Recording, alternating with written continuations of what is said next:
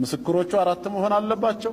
አራቱም ደግሞ የሚመሰክሩት እሱ ብልቱን በሷ ማህፀን ውስጥ ሲያስገባ መርፌና ክር ሲሆኑ አይተናል። እዚህ ላይ እንግዲህ ከፍተኛ ጥንቃቄ ማድረግ ያስፈልጋል። ዛሬ ሸሪዓ በሌለበት የጣዖት ሕግና ስርዓት በነገሰበት ሀገር ላይ ብንተዳደርም በግላችን ግን የምንፈጽመው ወንጀል አለ። ደግሞ አጅነቢ ሆና እስከተገኘችስ ከሱ ጋር አብራ ስለታየች ወይ ስለሄደች ወይ ካፌ ቁጭ ስላለች የግድ ያ ነገር ተፈጽሟል ማለት ነው አይደለም። ይሄን ላየ ሰው ይቅርና ቤርጎ ይዟት እንኳን ሲገባ ቢያያት በፍጹም ዚና ሰርተዋል ብሎ መመስከር አይችልም። እንደ ሸሪዓው ራሱ 80 ግርፋት ነው የሚገረፈው። አይደለም ቤርጎ ሲገባ ለምን በመስኮት ሄዶ አይመለከትም? አንድ አንሶላ ውስጥ እንኳን ራሱ ቢያያቸው በብልድ ልብስ ስር እንኳን ቢሆኑ ሰርተዋል ማለት አይችልም። በአይኑ መርፌና ክር ሆኖ እስካላየ ሰው ጠማማ ነው እና ምን ሊያደርግ መለስ ይችላል? ሀታ በዛም እንኳን ይሁን እሺ ብልቱ አልሰራም አለው። እዛ ደረጃ ደርሶ ጉዳዩ አልተሳካም። ምንድነው እንተ ምስክርነት? መልካም ኡስታዝ አቡ ሃይደር ሲናገር እንደሰማችሁት አንድ ዘማዊ ወይም ደግሞ አንዷን ቢደፍራት ለመድፈሩ ማረጋገጫው ስንት መሆን አለባቸው? አራት ሰዎች። ምን አይነት ሁኔታ? አራቱም ሊተራሊ የሱ እሷ እንትን ውስጥ ሲገባ ያዩ መሆን አለባቸው። ሶስቱ አይተው አንደኛው አራተኛው እንቅስቃሴውን አይቻለው፣ አንድ አንሶላ ውስጥ ነበሩ፣ እግሯ መሃል ገብቶ አይቻለው፣ እሱ ከላይ ሆኖ እንደዚህ ግንኙነት እንደሚያደርጉ እያደረጉ አይቻለው ምናምን ነገር ቢል ተቀባይነት የለውም፣ ውድቅ ይሆናል። ሶስቱ አይተው እንኳን ማለት ነው። እና አራቱም ባይናቸው ሊተራሊ ማየት አለባቸው። ቪዲዮ አይቻልም፣ ፎቶ ማንሳትም አይቻልም። በእነኚህ ውድቅ ነው የሚሆነው ማለት ነው። ነቢያቸው ጋር የመጣ አንድ አዲስ ላም ብላችሁ ሱናን ነቢ ዳውድ 4452 ላይ የዘሞቱ ሰዎች ናቸው ተብለው ወደሱ መጡ። then the messenger of Allah then called for witnesses, they brought for witness። ከዛ ያላ መልእክተኛ ይላል መሐመድን አራት ምስክር እንዲያመጡ ይነግራቸዋል፣ ይጠራል። ከዛ አራት ምስክር ያመጣሉ። who testified that they had seen his sexual organ penetrated in her female organ like cilium stick when enclosed in its case. The prophet then gave order for stoning them. ልክ የመኳያ እንጨት እንትን ውስጥ እንደሚገባው ልክ እንደዛ ብልቷ ውስጥ ሲገባ ያዩ አራት ምስክሮችን አስመጣና ከዛ አራቱ ምስክሮች እንደዛ የሱ እንትን ሲገባ ሊትራሊ ባይናችን አይተናል ብለው ሲመሰክሩ ከዛ በድንጋይ አስወግሮ አስገደለ ይላል። ነገር ግን አራት ምስክር እንዲማምጣባችልስ አንዷ ተደፍራ አራት ምስክር እንዲማምጣባችልስ ብታረግዝስ ተደፍሬ ነው ብትልስ አራት ምስክር አይናቸው ያየ እንትን ሲሉ እንትን እንደ ውሻ እንትን ብለው ያላዩ ቢሆኑ ወይንም ሶስት ብቻ ወይ ሁለት ብቻ ማምጣባችልስ ወይንም ደግሞ አራት ማምጣባችልስ ምን ይሆናል? ላምብላችሁ ሙተማሊክ ቡክ 41 ሐዲስ ነምበር 16 ላይ እንደዚህ ይላል if she does not produce any of those the hadda is inflicted on her what she claims of that is not accepted from her ተደፍሬ ነው እንዲወኘ ነው ብትል ይሄ የተባለው ምስክር ማምጣት ካልቻለች ራሷ ተወግራ ትገደላለች ይላል። እና ይሄንን ጤናማ ነው ትላላችሁ? አራት ምስክር እንግዲህ ሚስት አንዱ እየደፈራት ብትደርስ እያየህ ሚስት ጋር ወሲብ እያደረጉ እያየህ ሁለት ጓደኞችህን ዘበመጣ ተቀባይነት የለውም። የግድ ሌሎች ተጨማሪ ማምጣት አለብህ። ከዛ በኋላ እነኛ ሁሉ መተው ደግሞ አራቱ ምን መሆን አለባቸው? ሲገባና ሲወጣ ማየት አለባቸው። ይሄ እስልምና መመሪያ ነው። ይሄንን አሁን የፈጣሪ ህግ ነው ብላችሁ ተከተሉታላችሁ? ምንድነው? ፊልም ነው እንደሚያዩት? እና ዛሬ ማታ በዚህ ጉዳይ ላይ እንነጋገራለን። ብቅ በሉ። አትራል አሁን አሚ ማትራል እዛም ነበር ረሱል አለይሂ ሰላቱ ወሰለም አይናችሁ አጅነቢ ላይ ከማተረና አይናችሁ ካረፈባችሁ ወደ አንድ እህታች ወደ ሚስታችሁ ጋር ሂዱና ሀጃችሁን ፈጽሙ አሉ። ልክ ሶፍትዌር አፕዴት እንደሚደረግ ስታክ እንዳያደርግብን ሞባይላችን ፍሬሽ እንደምናደርገው ተጅዲድ እንደምናደርገው ረሱል አለይሂ ሰላቱ ወሰለም ወደ መስጊድ አስር ወቅት ላይ ነው ገስሉል ጀናባ ላይ ታገኙታላችሁ። ብሉጉል መራም ወምደቱል አህካም የቀራችሁ እህቶች ወንድሞች፣ ስለ ትጥበት ሲናገር ነቢዩ ዓለይሂ ሰላቱ ወሰላም አስር ሰላት ላይ ወደ መስጊድ እየመጡ ሰው ናቸውና አጅነቢይ እግር እኮ ነው ያዩት።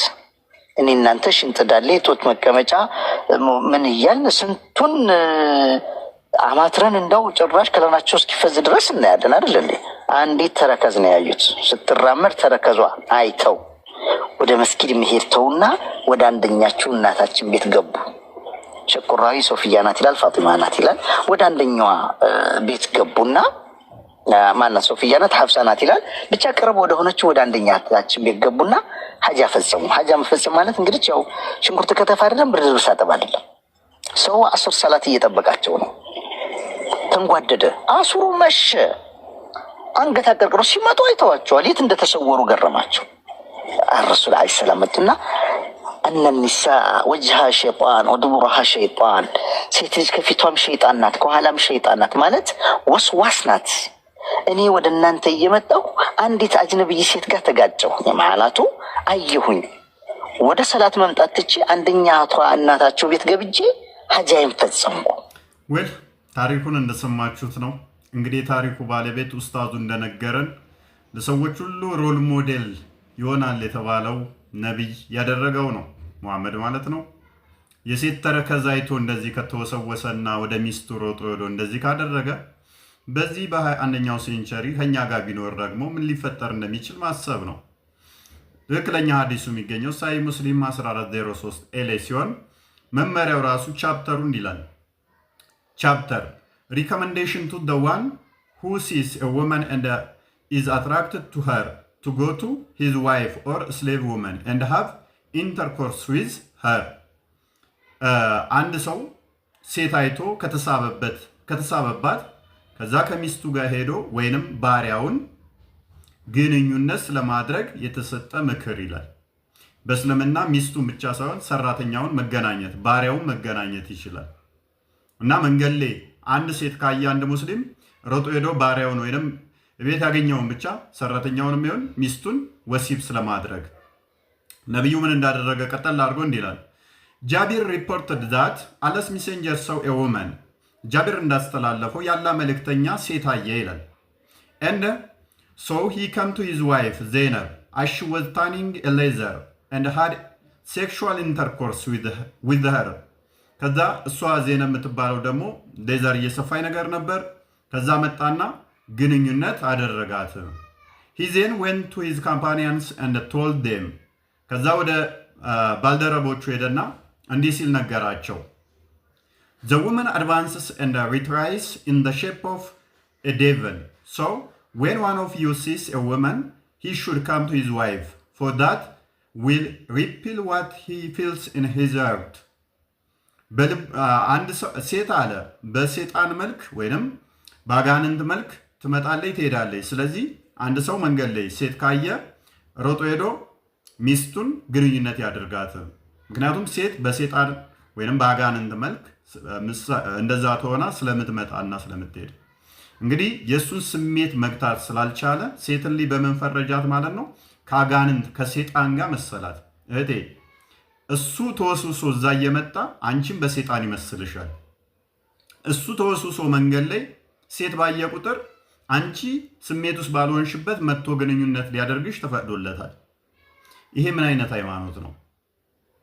ምንም ባላሰበችው ላይ መጥቶ ግንኙነት ሊያደርጋት ለሱ የተፈቀደ ነች። የሷ ስሜት በምንም አይጠበቅም አይከበርም። እንግዲህ ይሄን እንዴት ብለን ነው ሮል ሞዴል አድርገን ልንከተለው ምንችለው?